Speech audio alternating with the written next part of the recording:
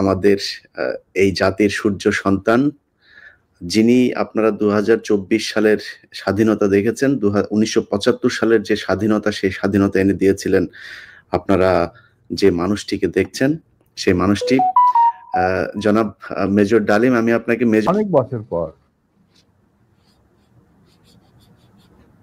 দেশবাসীকে আমার তরফ থেকে, বিশেষ করে নতুন প্রজন্মের ছাত্র জনতা যারা ফ্যাসিবাদ বিরোধী আন্দোলনে আংশিক বিজয় অর্জন করেছেন, তাদেরকে আমি অভিনন্দন জানাই। স্যার, সরাসরি মানুষ এই ৫০ বছর যে প্রশ্নটা আপনাকে করার জন্য অপেক্ষায় আছে আমি মনে করি।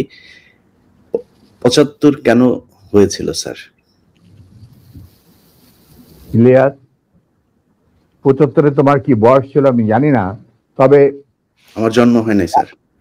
হ্যাঁ, তবে ৭৫-এ যে মুজিব ৭০-এর ইলেকশনের সময় ৭২-এর আগে, মানে ৭১-এর মুক্তি সংগ্রাম শুরু হওয়ার আগে ছিল, তার চরিত্র ছিল এক ভিন্ন প্রকৃতি। তিনি বাঙালি জাতীয়তাবাদের সংগ্রামে যথেষ্ট অবদান রেখেছেন। কিন্তু স্বাধীনতা যখন পাকিস্তান আর্মি ২৫-২৬ রাতে মানে বাঙালিদের উপর, নিরীহ বাঙালিদের উপর শেখ সন্ত্রাসবাদ, অ্যাট্রোসিটি বলো, জেনোসাইড বলো, চালালো, এবং যাতে লক্ষ লক্ষ হাজার হাজার শিশু, নারী, পুরুষ প্রাণ হারালো, ছাত্র জনতা কোনো কারণ ছাড়া। তারপর তখন সেই অবস্থায় আমাদের দেশের তথাকথিত বড় বড় জাতীয় নেতারা বিভিন্ন দলে, তাদেরকে কিন্তু কাউকে খুঁজে পাওয়া গেল না। তারা তখন তাদের নিজেদের জীবন বাঁচিয়ে যার যার মতো জায়গায় চলে গেলেন। মুজিব স্বয়ং পাকিস্তান আর্মির কাছে ধরা দিলেন এবং তাদের সাথে একটা বন্দোবস্ত করে তার পরিবারের ভরণ পোষণের দায়িত্ব আর্মির হাতে তুলে দিয়ে তিনি পাকিস্তানে পাড়ি জমান। ডাক্তার কামাল হোসেনের সঙ্গে যিনি ছিল major via media between Mujib and দি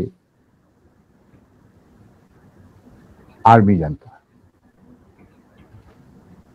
তখন সেই দিশাহারা মানুষ বুঝতে পারছিল না বাংলাদেশে যে তারা কি করবে, তারা কোথায় যাবে, কিভাবে নিজের প্রাণ বাঁচাবে। সেই সময় চিটাগাঙ্গে থেকে ভেসে আসলো মেজর জিয়ার স্বাধীনতার ডাক। আমি তখন পাকিস্তানে চাকরিরত অবস্থা। সেই ডাকে দেশের লোক একটা আলোর রশ্মি দেখলো যে হ্যাঁ, আমাদেরকে এইভাবে মরণের হাত থেকে বাঁচার জন্য আমাদেরকে যুদ্ধ করতে হবে। Simple is that. আর সমস্ত দেশে সর্বপরিসরে লোক বিদ্রোহ, সেই মুক্তিযুদ্ধ সংগ্রামে ডাকে সাড়া দিয়ে মুক্তিযুদ্ধ গড়ে তুলল। আমরা ওখানে বসে থাকুন না, যারা পেরেছি, যাদের সাহস ছিল, যাদের দেশপ্রেম ছিল, যারা পাকিস্তানের আর্মি জান্তাদের নির্যাতন, নিষ্পেষণ, বৈষম্যমূলক আচরণের বিরুদ্ধে জানা ছিল, তারাও সেই সংগ্রামে যোগ দেন। অনেকেই পালিয়ে এসে জীবনের ঝুঁকি নিয়ে। আমি ছিলাম তাদের মধ্যে সর্বপ্রথম গ্রুপ লিডার, যে আরো দুজন আমার সাথীকে নিয়ে আমি এসে যুদ্ধে যোগ দেই। কোনো বিবেকবান বাঙালি তখন যারা পাকিস্তানে চাকরি করতেন, তাদের পক্ষে নিশ্চুপ বসে থাকা সম্ভব ছিল না। তবে এটাও ঠিক, অনেকেই ঠিক বুঝতে পারছিল না যে কি হচ্ছেটা কি। কোনো খবর নাই, চিঠিপত্রের আদান প্রদান নাই, কোন রকম সংযোগ নাই। বিদেশি মিডিয়া, ভয়েস অফ আমেরিকা, তারপরে BBC, radio Australia, radio India, এই সমস্ত ওখান থেকে যা কিছু জানা যাচ্ছিল ওটা সম্পূর্ণভাবে বিশ্বাসযোগ্য ছিল না। তারা তাদের মতো করে বলতে থাকে এবং আমরা শুনতে থাকি। তাই অনেকেই ঝুঁকি নিতে রাজি ছিলেন না। আর একটা সমস্যা ছিল, অনেকেই পরিবার সহকারে থাকতেন পশ্চিম পাকিস্তানে। এখন বউ বাচ্চা নিয়ে তো আর পালিয়ে যাওয়া সম্ভব না সবার পক্ষে। কিন্তু আমি ছিলাম তখন ব্যাচেলার। আমার সাথে যে দুজন সাহসী সহযোদ্ধা চলে আসে আমার ডাকে, তারা ছিলেন কর্নেল নূর চৌধুরী, তখন অবশ্য লেফটেন্যান্ট নূর চৌধুরী, আর লেফটেন্যান্ট মতিউর রহমান, পরে দুজনই কর্নেল এবং রাষ্ট্রপতি একজন, মানে নূর রাষ্ট্রপতি। আমরা চলে আসি, এসে মুক্তিযুদ্ধে জয়েন করি। তো আমরা তিনজনই ছিলাম স্পেশালাইজড অফিসার। স্পেশালাইজড অফিসার বলতে বোঝা যায় যে যাদের কমান্ডো ট্রেনিং থাকে, স্পেশালাইজড ওয়ারফেয়ারের উপর জ্ঞান থাকে, এবং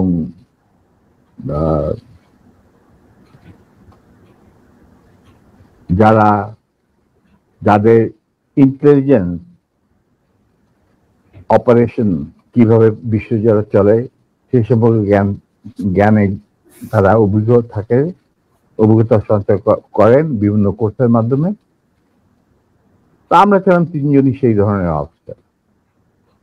তাই আমরা জীবনের ঝুঁকি নিয়ে, আল্লাহর নাম নিয়ে বেরিয়ে পড়ি এবং অতি সহজেই দিল্লি পর্যন্ত পৌঁছতে।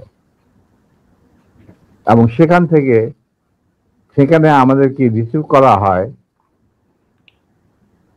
সাউথ ব্লকে, মানে প্রাইম মিনিস্টারের অফিসে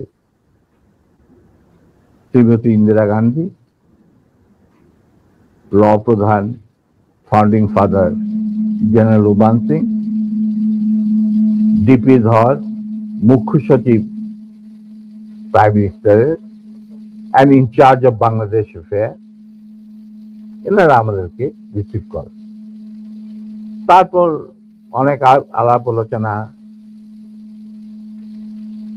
কিছুদিন ট্রেনিং, ব্রিফিং, পরে আমাদেরকে মুজিবনগর সরকারের কাছে হ্যান্ড ওভার করে দেওয়া হয় এবং আমাদেরকে দিল্লি থেকে নিয়ে আসার জন্য general Usmani, commander in chief মুক্তি ফৌজ,